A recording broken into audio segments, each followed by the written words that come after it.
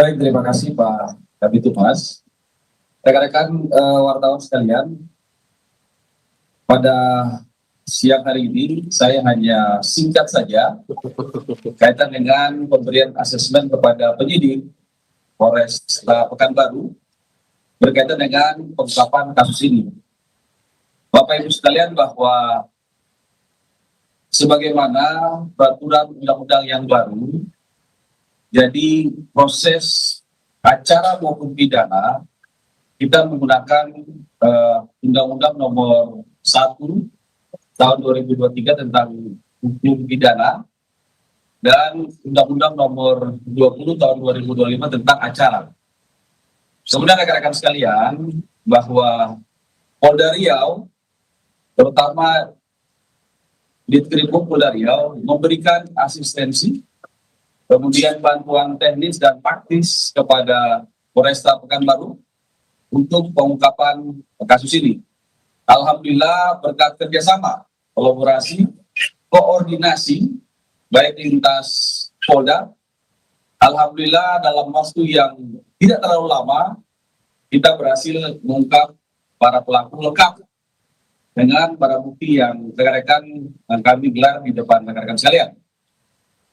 Pertanyaan rekan-rekan nanti, kenapa barang bukti ini masih lengkap?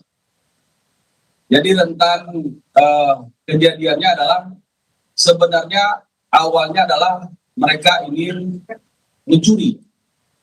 Namun dalam perjalanan dari Medan ke Pekanbaru, niat mencuri itu berubah menjadi niat membunuh.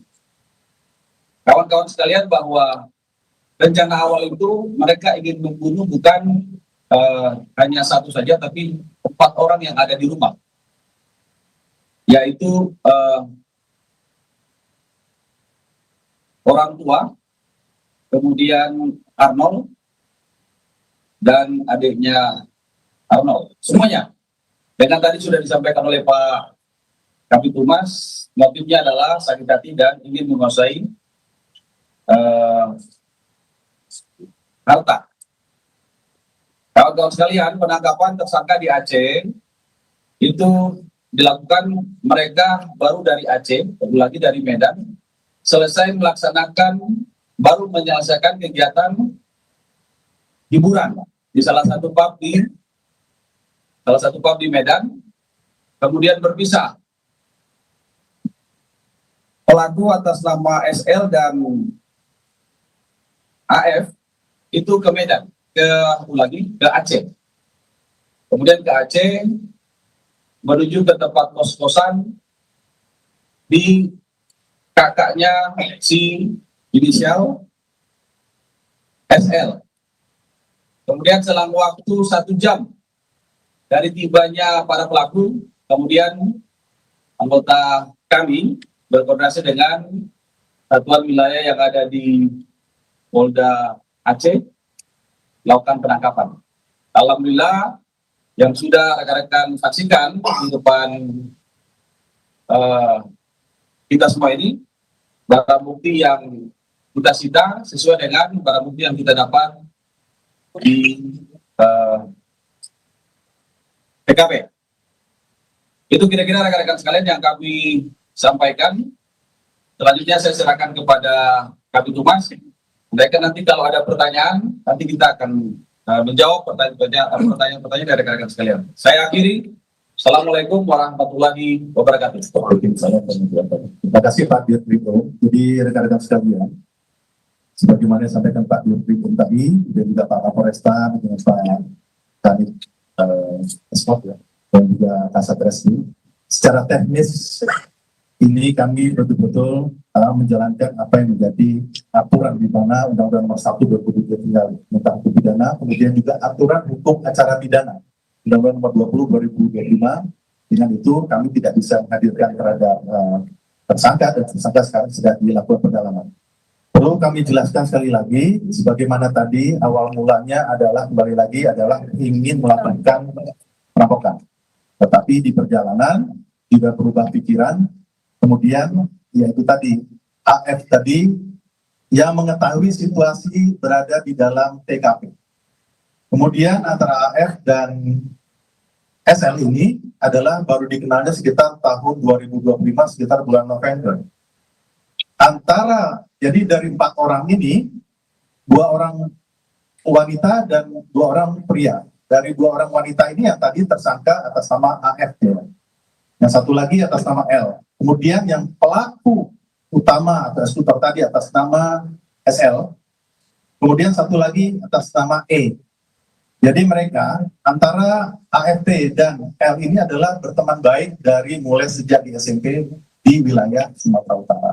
Sehingga diajak untuk menemani ke Pekanbaru dari Takengon Aceh dengan menyewa kendaraan yang digunakan oleh pelaku yang 4 orang tersebut. Dan kendaraan itu dijadikan barang bukti.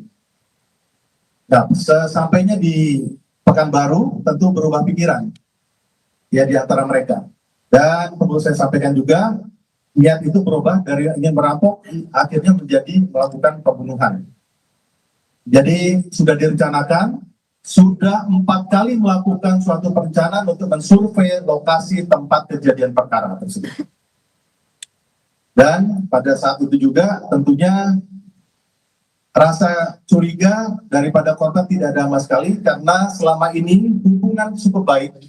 Walaupun ya perlu saya jelaskan, pernikahan antara ya anak yang pertama dari korban dengan tersangka ini berlangsung di tahun 2022.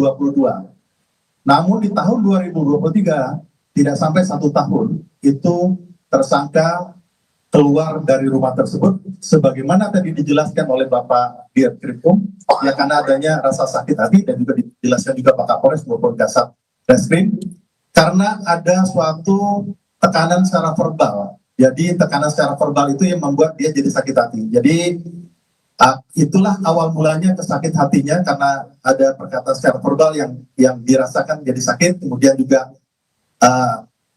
dari segi ekonomi itu tidak tercukupi juga dari keluarga itu, dan juga masih ketergantungan dengan keluarga besar korban ini.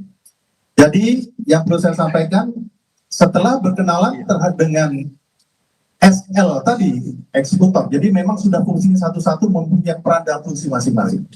Setelah berkenalan, itu ingin menghabisi seluruh harta yang ada di sana, ataupun juga barang milik korban, ya.